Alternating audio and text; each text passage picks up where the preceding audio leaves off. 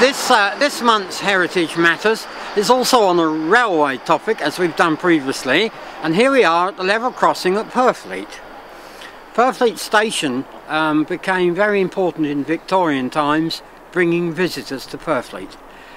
Yes, they used to come to Purfleet for a day trip from London, and they would go along to the Royal Hotel or in front of the Royal Hotel on the beach I say, at Purfleet on Thames as it was known as, and there was tea rooms there. But also the locals, not to miss out on the opportunity of this, opened their shops. And behind us is a shop now closed, has been for several years, but for 100 years nearly was run by the Digby family.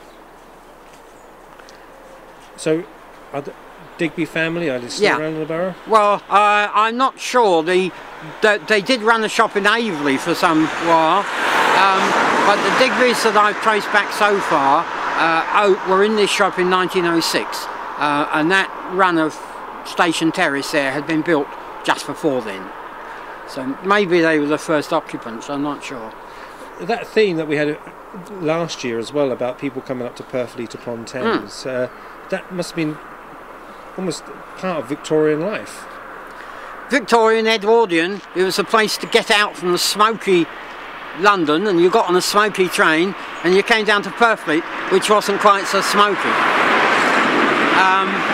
And I mean, behind us the other way was the Botany sort of pleasure grounds, which was like a miniature botanical gardens, had interesting plants and shrubs, and on the cliff at the top there was a bit of a view. They could look out over the river, and the Thames down here is much more placid and picturesque than perhaps around the Docklands area. There was plenty of traffic, mind you, plenty of barges, Thames barges sailing backwards and forwards, but it was a general slightly slower pace of life down here. Row of houses, and another shop further along, which is still there to this day. Postcards of Purfleet on Thames. He also had a good line to sell to the visitors of Purfleet souvenirs, made by, not by Goss China, but by Arcadian, which was the sort of second string purveyor of souvenir lines.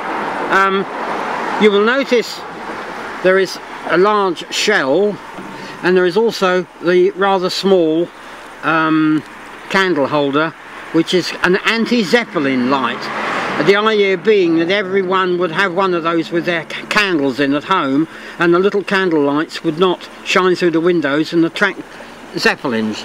Not sure that this was sound science, but it actually was what they did, and that is the Zeppelin design for anti-Zeppelin candle holder. But these are the miniatures which you could buy from the shop, and he actually had them produced for him specially. They've got his name on the bottom, made for him. Mr. Digby, 1 Station Terrace, Purfleet. He even put the address on them, advertising things. Now he would sell these also to the soldiers who were just up the road at the Purfleet garrison around the time of the First World War. And also the shell on the back has got Jack Johnson, and I looked to find out who Mr. Jack Johnson was, and he is in fact, or was in fact, a heavyweight boxing champion. He was American, and he was, I suppose you call him an Afro-American these days. The British Tommy over in France was being shot at with very large shells, and the largest shells the German had, and they were called by the British, they were called Jack Johnsons, because they were big, black, and knocked you down.